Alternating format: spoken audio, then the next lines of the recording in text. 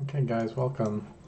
So today I want to walk over the basics of Unity so that you guys can get started bringing your characters into the scene and making sure that you can animate them or at least apply animations to your character. You can actually do both in Unity. You can animate your characters within Unity. It'll work much the same way as in Maya, right? You're going to have a timeline, you're going to have keyframes, you're going to have tracks separated out for different bones that you might animate. Say if you're, I linked one on the VLE that shows you just how to like make the character wave, right? So much like you would do in Maya, right? You can just grab and rotate things, set it to record mode, and then just kind of like move the playhead and move things around, and it will record your actions. But we should start out with the basics since you guys haven't really used Unity before. So the most basic part of it, right, is the Unity Hub, which is what you need to actually load into the program. This one is relatively new. It is within the last 2 or 3 years that they've added the hub as a required part of Unity. And this just keeps track of all your projects. What's handy about it is that you can select which version your project is in once you're in the hub. You can also check in the installs tab like which versions you have installed. We're going to be using the long-term support version 2019 4.9. But you can also download other versions, right? Try them out. Sometimes, especially if you're playing around with Unity projects, right, that are pre-made projects, you might need to roll back to, well, not roll back, you don't want to ever roll back, but you might need to start with a smaller project or an older project just to use some of that functionality. Sometimes when you bring in, say, a project that's 2 or 3 years old to a new version like 2019, some of the code will have changed in that period, right? They'll have updated something. Maybe it'll be like one I ran into the other day was render.hd pipeline had been changed from render.hd test pipeline, right? And so because that word had changed in the code, it meant that it was popping up errors. And we'll look at how to fix error bugs as well. So once you're inside the Unity Hub, we're going to just click on New. I can also tell it which version I want to use. Now we have a couple options here. 2D is how Unity started out, right? It was originally a 2D engine. 3D was added later and had its time in the sun. It was a good little way to play. These days, what they're trying to gear us towards is either the high definition RP render pipeline or the universal render pipeline, also sometimes known as the lightweight, right? So you have the high definition and the lightweight or the universal pipeline. I see down here they're also giving us a few micro games to play with, right? So I mentioned in the Slack they do give you free working games to tear apart and to look at how they work. And it is really handy to actually go in and download some of these. I've only really played these two out of this group, but as you can see, you can download it right inside of the Unity Hub, which is a new feature. Save your project to a location. Unity does use the typical folder structure of Windows. It's not like hidden inside of a pack file or anything just yet, right? It's not hidden inside a zip or in some crazy like Windows local apps. It's gonna put all of your files for your project where you decide to put them. The project name will be the name of the folder. So we're gonna call this VFX Machine Demo maybe. And then I've got this on my drive here. So again, I would say for us, we want to use the high definition render pipeline because this is going to give us by default access to more of the post-processing effects and pretty graphics that you guys would hope for, right? Especially since we're all aware of Unreal Engine out there, and you guys have some experience with higher definition video, especially if you're going more into the movies and TV route rather than games, you're going to have higher poly models, right? Like higher, bigger textures and so on and so forth. So this one will be probably our best bet so that we can take advantage of all the latest lighting. If you're making a mobile game, especially the universal render pipeline is probably going to be your go-to. Both of these include the new shader graph system, which is just a programmable shader. It allows you to do lots of different shader effects. These older ones, the 3D and 3D with extras, right? It starts you out with very basic graphics, more like your PlayStation 2-day graphics, where lighting is tended to be baked in. But it does allow you to build on top of that, right? You just have to know the steps to add in the post-processing and add in lighting effects and change a few things, right? So it's just a little bit more fiddly to get from a gray, level to a very well lit and well textured level in the 3D defaults, right? High definition render pipeline is just a little more set up for that. So we'll hit create.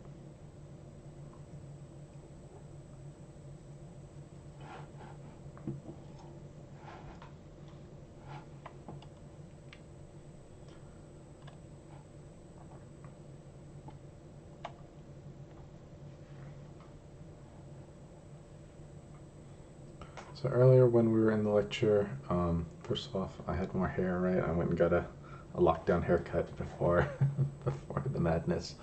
And we also looked at Mixamo, right, on how to bring down a character from Mixamo. So let's jump back in there just so we've got it on the side in case we want to demo anything in there.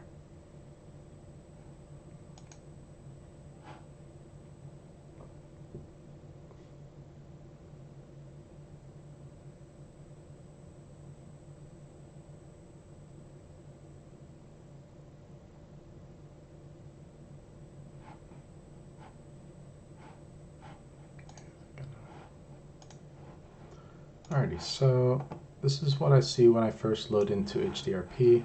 It gives us this little construction site demo scene, and I noticed earlier this happened as well, where my scene view is actually very dark, and it was just because this little light icon was turned off. So I'm going to turn that back on so that lighting is calculated.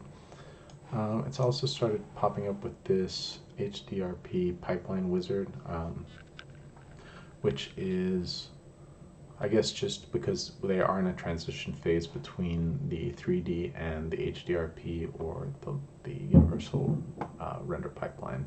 So it does give us direct access to a few of the things that we'll need to do to upgrade a default project or a default set of materials, right, including upgrade project materials. This is typically something you need to do if you're running into a bug where your textures are all pink. But since nothing is wrong with my scene, I'm just going to go ahead and leave it at that. So once you're inside of Unity, everything is typically done within your scene view, and then your game view is for when you actually want to see everything rendered, right? And it is rendering in real time right now. It is just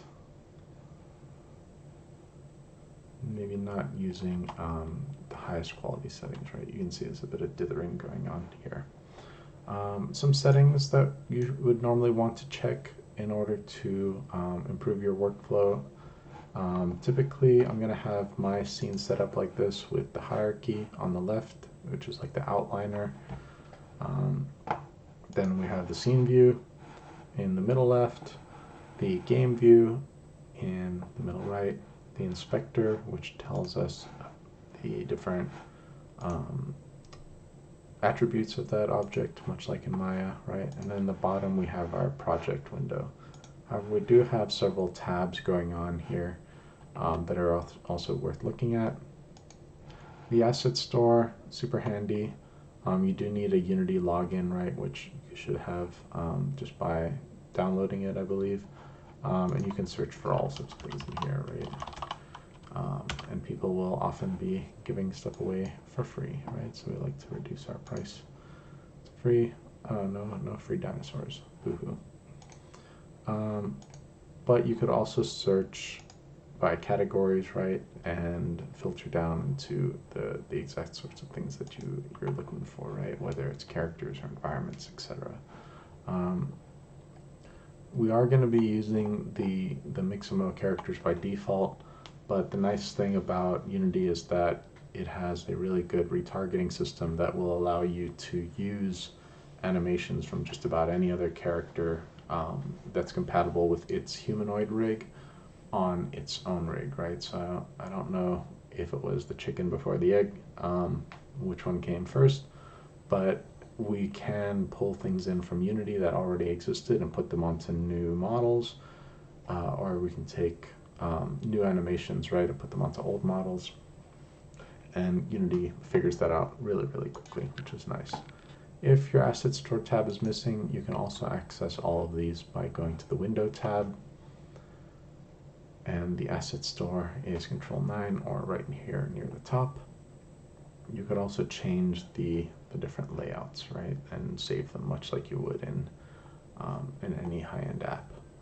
Another thing that's relatively new for these later versions is they've moved some of the Asset Store packages into the Package Manager, right? So if you click on Package Manager, and I also dock that over here, this is going to show you a bunch of kind of plugins that are available and compatible by default, but aren't going to import by default, right? Because you want to keep your project size nice and small, and then sort of tack things on there as you need them, rather than starting with a big bundle and having to chip away at it and add things at the same time. So in here you'll see we have things like Google VR support, face tracking plugins, right? Oculus plugins. Post-processing is a big one. We like to keep an eye on that one. Pro Builder is an interesting one. You can actually build your 3D levels within Unity, much like you can within most game engines, actually. And it's starting to become, more fully fledged as kind of a modeling within Unity, so that you don't have to switch apps as often to go and model out simple objects. Other things in here that might be useful: visual effects graph. I don't know if we're necessarily going to need any of this stuff, but there are a few things that we will be needing. The first one is going to be Cinemachine, which is an advanced way to control our cameras, right? We'll look at cameras before we jump into this though. So by default, when we load in our scene, it comes in with a bunch of little objects here. It is named Sample Scene. That sample scene by default is within a scenes folder, right? I can control and scroll wheel up and down to switch between icons and a list if I prefer working with lists, right? So by default, this HDRP project comes with several models and things, right? All these construction bits. These are all just most likely FBX files, right? Yep, we can see here the path shows that they're FBX. Often, right, the FBX will just be the model itself. Sometimes it will have an FBM file, which is the materials file. Unity has a system almost like the Hypershade in Maya, where you have these different orbs, right, to express your materials, and then your texture files, right, say your concrete goes on top of the material. So if I ever want to make a new material, right, I can just right click anywhere in the project, say create, go to material here, give it a name, and then right here is where I can add in either just a color, right, and change the color of a material, and assigning material would be done within the scene view here. So I could just go to test map and start dragging it onto objects if I want. And when I select those objects, I'll be able to see that material at the bottom here, right? So now that I have just a 3D object in my scene selected, let's just take a look at it really quick. Alright, so this one is a little bit tricky because it's got some stuff around it. Alright, so just like in Maya, your move, rotate, and scale tools are WER, right? And they work much the same way you would expect, right? Rotate, you can rotate over here. You can also hold control to snap, rotate. You can hold control to snap along the grid.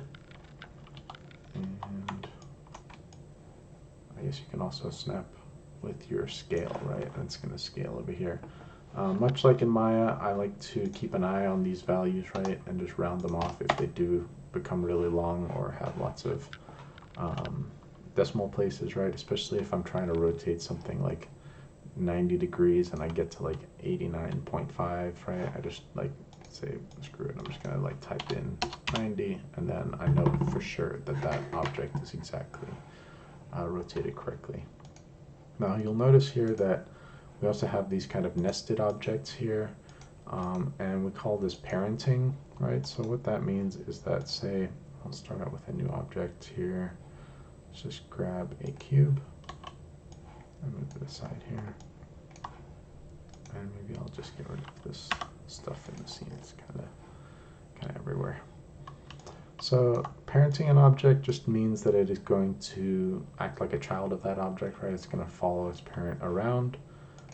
You can create them either by just dragging objects on top of each other, right? So in the hierarchy. So if I have this capsule and I want the capsule to follow the cube around, I just drag it on top of the cube. It becomes nested here. Then whatever I do to the cube, right, will be reflected in that child object. We also use what are called empty game objects, right? So because it is using object-oriented programming in the background of this, right, every single object in the scene is also represented in code as an object.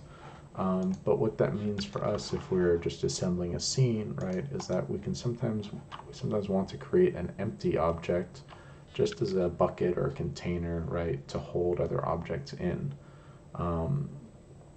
You might do something like this in Maya as well, right? Like just like when you have a character rig, right, there are lots of bones nested as child objects to one another.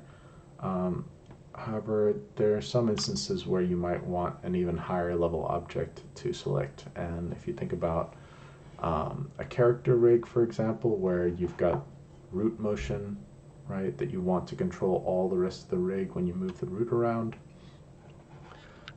that's kind of what we would do here. So we would right click and say create empty, and it creates just a game object which is only a point in space, right? So the only data attached to this object, it has no renderer, it's not showing us anything, right? The cube has like a mesh renderer and a collider on it already. The game object only has position, rotation, and scale attached to it. And that's good because it makes it fast to calculate, right? And sometimes you want to have just a game object above your regular objects so that you can kind of use it as a bucket to hold things, and then that also means that you can organize your scene a little to be a little bit cleaner, right? All right, so other things we can look at. I mentioned earlier also prefabs. So prefabs are generally not just a model file, it's not just coordinates and faces, right? It's actually going to have some sort of code attached to it. So say if I bring these props back in, let's see if there's anything on here, right? So you can see on these prefab objects, right, there's a lot more going on than say if I just brought in, say, which one is it? The light, spotlight, construction light, right? So on the construction light object, right, we just have mesh renderers, mesh filters, and a texture assigned to that, right? Whereas on the prefab for the light, we're gonna find that it has more stuff going on, right? It has On these, a second ago I did. Your prefabs will typically have some sort of code or script attached. Maybe this one wasn't a perfect example. The spotlight hat was the one with some stuff on it. So you might attach some extra functionality to objects just to make them more useful for your situation, right? So what we might do, for instance, is if we select our object, we can go over here to the inspector and choose Add Component.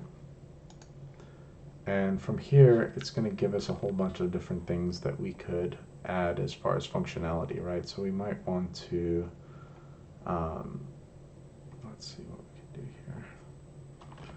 I want to just add like an animation to it, right? So we could add an animator.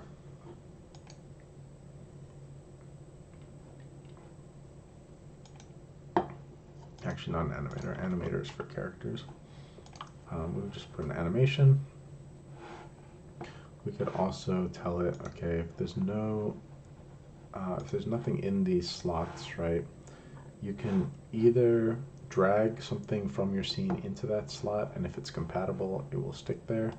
Or typically, if you click on a little button next to that object, it'll tell you the different things in your scene that are compatible with that slot type, right? So there it's looking for some sort of object, where it be a material or an animation file or a model or just a game object. You're just gonna like put that object there, and so that will mean that it interacts correctly. And if you want to change that object, you can click on the little circle with the dot in the middle, and it will show you a selection screen where you can pick from all the existing compatible objects, right? So in this case, these are all of the different materials that would work with this mesh renderer slot where it's looking for a material, right? And then these are obviously just all the different materials that were already imported into my scene with the example object. So that's what components do, right? You can also edit these variables and so on. Colliders are obviously very important for game animations, right? You would have colliders on your level, you would have colliders on your objects and things. Definitely animations, right? If you pull up the animation window, I have it open, but it is located here. Window, animation, animation. Say if I want to start animating the cube as it is asking me if I want to, I would say, okay, let's create a clip for this cube. Let's choose where to put it. We don't need to have it so buried in there. Usually I'll put just about everything into my default assets folder. If you want to be more organized, right, you can start to create folders within here and then save them as such. And typically you want to name things as well as to reference what they're doing. So let's just make a quick animation of a cube going back and forth to show you guys the animation stuff. It will bring up a timeline that is different than the actual timeline in Unity, but we'll get to that in a bit. So this is just the animation window. I can click on record, right? This is my playhead. By default, it's going to just be 60 frames or 1 second. I can mouse wheel down to extend the length of this animation or extend the timeline. So with record, right, much like in Maya, I would pick a place for my object, and it will already see, okay, you're changing the position of your object, and then it will set a keyframe in that position that I chose. I can truck forward with the playhead at the top there, move the box over, and then it will keyframe and interpolate the motion, right? So it'll create all the motion in between. If I wanted to call it a day there, I could just turn off record. Since we're in a game, right, a lot of stuff is going to be looping animations. If you want to make an animation loop, just select the first frame, Control C to copy it, move the playhead, and Control V to paste it. And I can also play back in real time, right, to simulate the actual speed of that object. So because the capsule is a child object, it is following along with that animation. If I removed it as a child, the cube would still animate just like so. Alright, some other objects that we have access to by default, right, inside of the 3D object. Typically, you know, your ground plane might, if it's going to be flat, you can use just a plane object. You can also use a terrain object, which is a handy one. They do have an updated terrain object, which is probably worth looking into. I believe I posted a tutorial for that from Saiku, who's a really excellent artist and level designer on YouTube, right? He just makes really cool levels. So if you're going to work with the terrain, it's pretty cool. You can raise and lower the terrain to make mountains and so on. Oops, my brush size is way too big. It's really sensitive. Alright, so this kind of stuff is what we use to make our terrains in the game. If you hold shift, it'll flatten it. The terrain will only go as low as 0. You can't have negative values in there for, I'm guessing for coding reasons. But we won't worry too much about the terrain, right? We access the terrain manipulator through this little paintbrush icon, and here we can also paint textures. To add a texture here, I would just say add layer. I would choose a terrain color or material. However, I don't have any import into this project yet. So let's import some more stuff so that we can play around in here. And also, since we are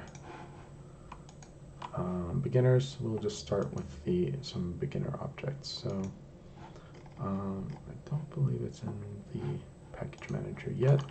But like I showed you guys earlier, one of the first things I usually import is the standard assets package. I find this one to be really nicely featured. It's also probably 5 years old, but the code still works, right? And for non-coders, that means working assets for free, which we like.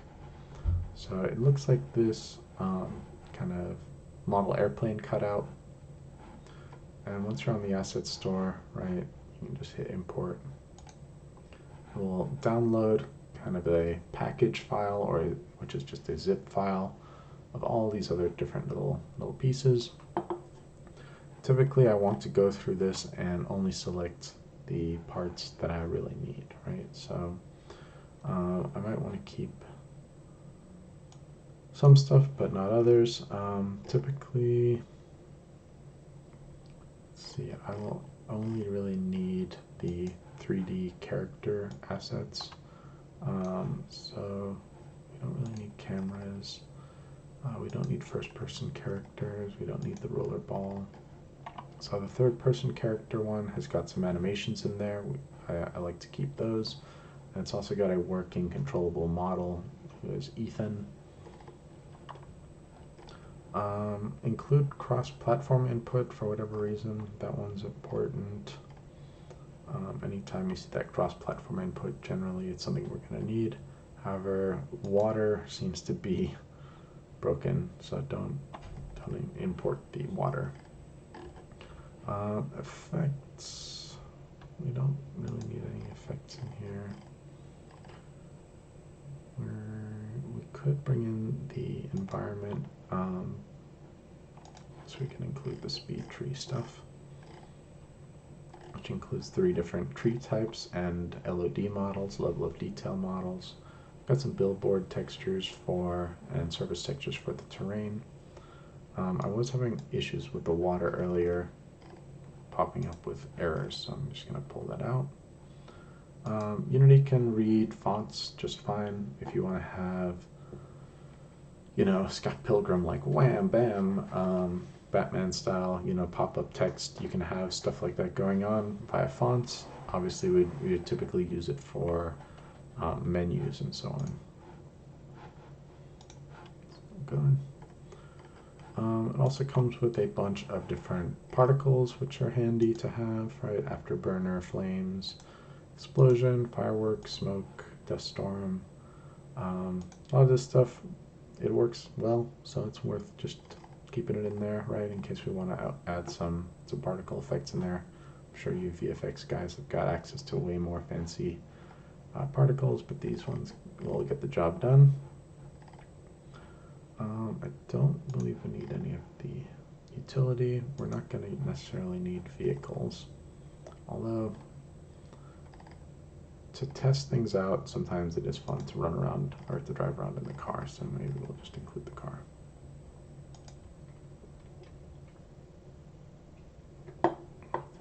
Okay, so I click import at the bottom. Again, you could import everything. Some of these assets are a bit outdated and they will pop up with errors, so we'll watch for those. Basically, if you've got an error that prevents play, right, you will try hit the play button and it will do that. Nothing will happen. And you'll see down here it has an all compiler errors need to be fixed before you can enter play mode, red line, right? So to fix errors, you have to go to the console. This is just a fact of life in Unity, is that you're going to have to deal with code right from the get-go, apparently. So here again, I was missing utility and utility again. Okay, so I guess I should have imported utility. Easy to fix though. I just click import again on standard assets.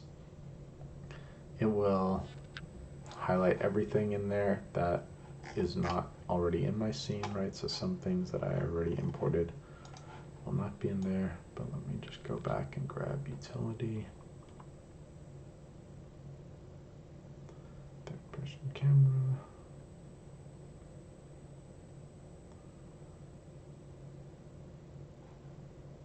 So yeah, not all this stuff is intuitive, right? Some of it, especially when we're using older assets, things can get a little bit mixed up. Okay, so here's my utility stuff. Let's see if that fixes that error. Click on clear. All right, so here's one where, like I mentioned at the start, right, the code might have changed from GUI text to just UI text. It's like, why is that my problem, you know, to solve? You got two or three options here, actually.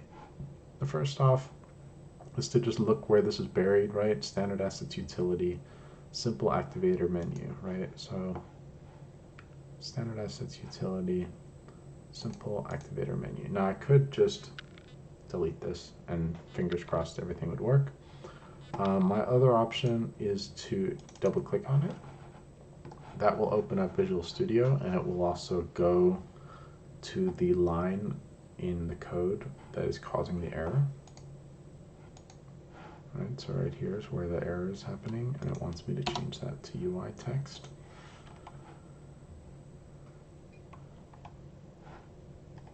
Doesn't seem to be happy yet. Public, is it UI.text? So when it doesn't work right away, right, and it's not affecting me, I'm just like, well, if you're not happy, again, just go hardcore and delete it. Otherwise, the other option is to just select the whole error and copy it and drop it into Google and see how people suggest you solve that issue, right? So even though it's a long string of text, typically,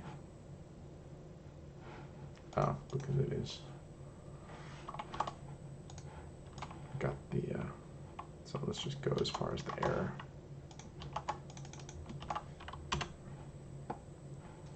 Right, and then you can see, you know, this is going to be some options on unity.com. Stack Overflow is another really great resource for fixing code errors, and often, you know, Redditors will also help you out there. So if you do have an error that you're not happy with just like deleting the script like I'm going to do, think about going to those resources, right? Either the Unity forums often will have it just through a search. Stack Overflow, especially good, or various third-party websites like maybe Reddit. So once my console, or once I've made a change to any code, right, often the game will lag for a second. It just means that it is going through all of the code and making sure that it's all fine and dandy. If I've got nothing here in my console, right, and I hit play, the game should run, and it is running, even though it may not look like it. All right, other things. I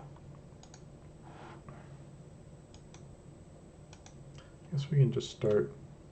Oh, I wanted to show you guys the main camera.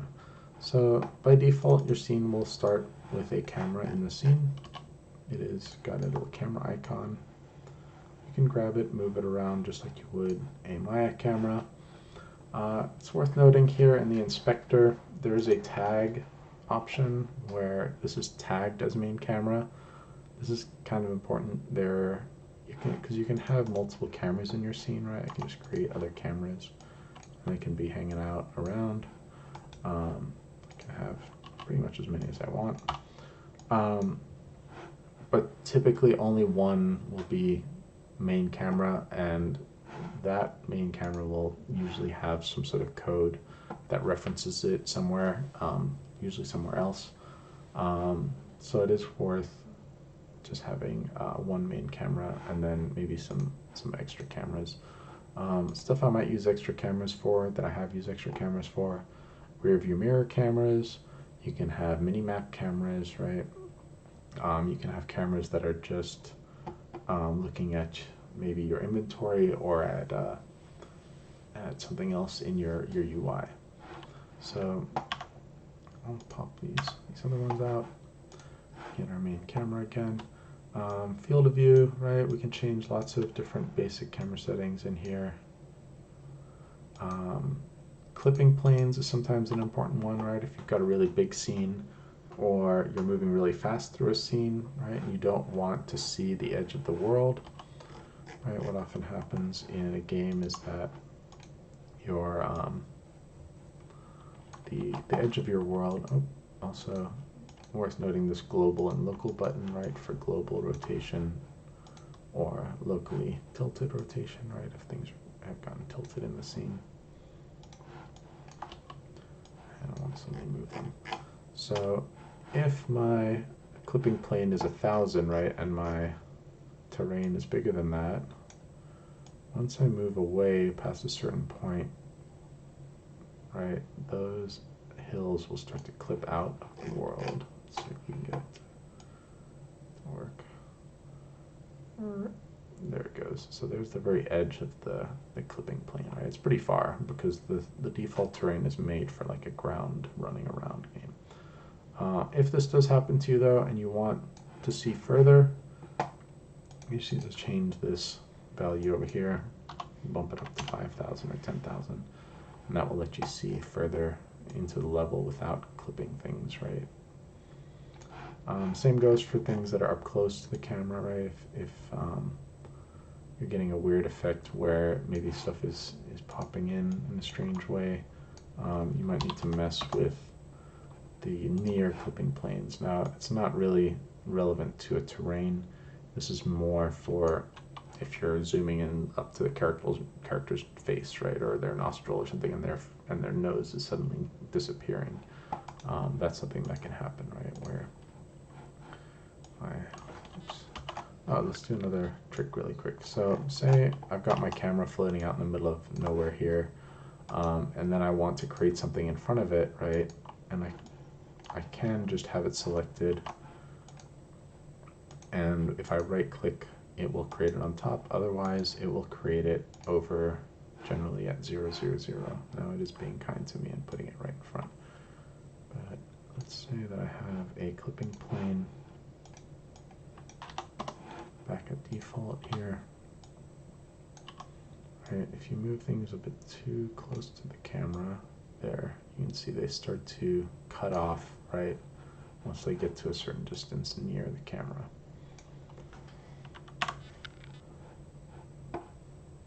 Alrighty, so first thing I'm going to do when I'm ready to get my scene going right is to just do a file save as.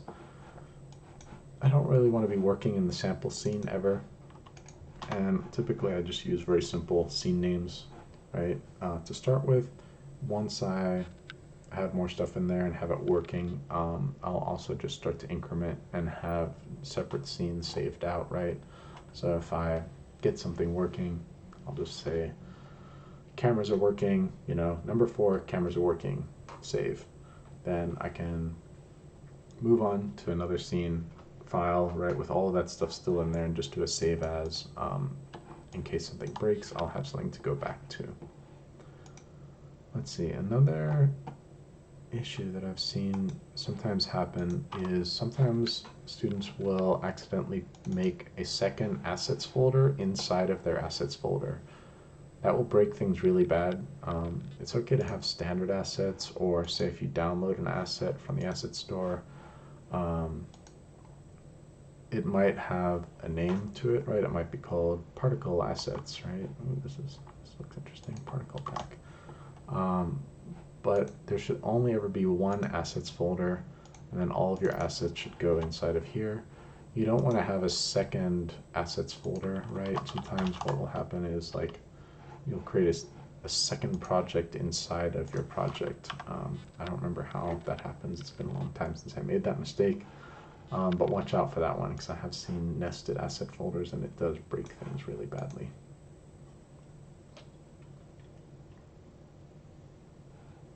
Oh, we got some new particles too to play with. So that might be fun. Let's see if we can get these in here. So 97 megs, not a huge asset pack, but it's not tiny either, right? You do want to be conscious of how much stuff you're downloading into a project. Sometimes your project will get bloated, right? It'll become 2 or 3 or 4 gigs because you've imported a lot of textures or something like that.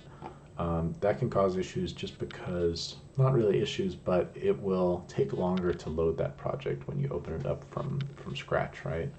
So do plan on, you know, the load time being at the front rather than a render time at the back, right? This is one big difference between real-time rendering and frame-by-frame rendering, where instead of, you know, clicking render and then going and getting a sandwich or whatever and waiting for that render to get done, typically it is the moment that you open your project that you have a couple minutes, you know, 2 to 5 minutes while it loads up all these assets, checks all the assets, checks all the code, and then brings them into your scene the way that you want them. Oh, we got some blood splatter in here.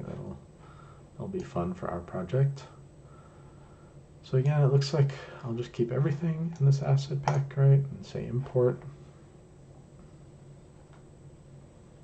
And again, once you import an asset pack or have something that you know works in Unity, typically you're going to be looking for a prefabs folder, right? So the prefabs mean that it has pieces of code attached, and typically that's something that has, you know, a model, a texture, maybe sounds, maybe input, that will all work together.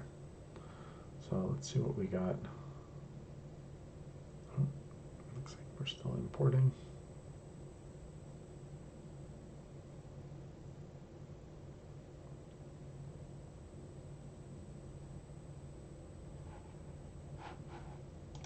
Our scene view. So again, if I'm looking for something, right, let's look at the blood effect. It's got a series of materials in there, which is the textures applied to kind of a material orb, but really we want prefabs, right? So let's add in some, blood spray. So this is what I was talking about at the beginning, right, is where you might sometimes run into pink materials. Pink materials mean that they are not yet upgraded to the HDRP or Universal Render Pipeline, which is the new shader graph. You can find that upgrade option in the Edit menu, Render Pipeline, and then upgrade project materials to high definition materials.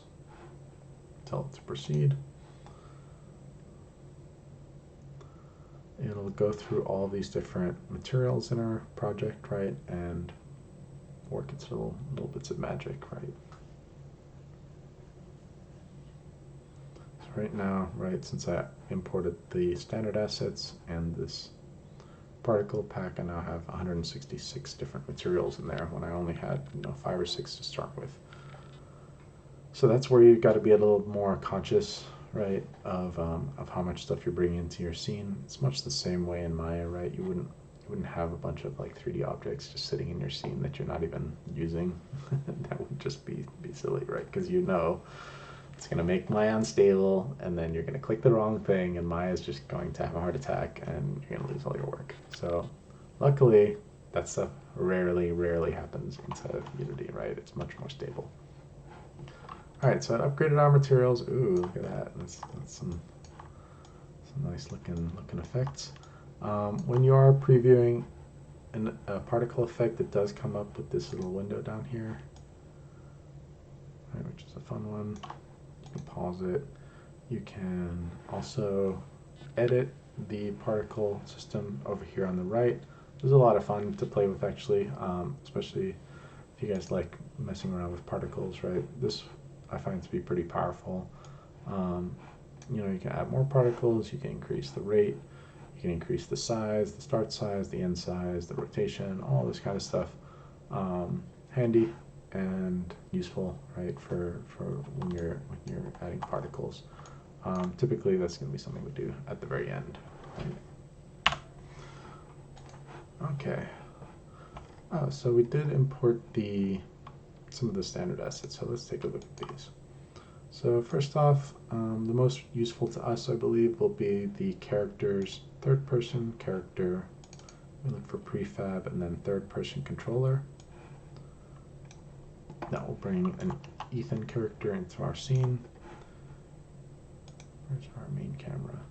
So since my main camera is floating out here in the void, right, and not really looking at anything, it's not very useful to me, and it's not that fun to have to like go find it, move it along the x-axis, move along the y-axis, blah blah blah, rotate it, etc. I want to just snap it to where I'm at. I can hold Control Shift and press F, and it will match my scene view onto the camera, right? So now in my scene, the camera is where I was just looking. So the third person, oops, got some more errors from post-processing. Is object in scene. Better way is going to be to, let's see if we can update post-processing. So it was something, oops, that we were having to do before.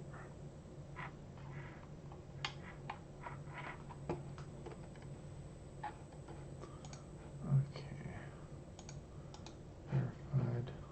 Let's update. So all this is to do with them updating their shader graph, right? So because they decided to step up their game a bit and try to catch up with Unreal all at once, it seems like we're having to suffer through some bugs and so on. All right, so back in action. Oops. I know my camera seems to be flying around. We don't want that. But I'm controlling Ethan through WSAD. Oh, for some reason it has a simple camera controller on my camera, so if I get rid of that, now my camera will be stationary and I can run around with Ethan in my scene.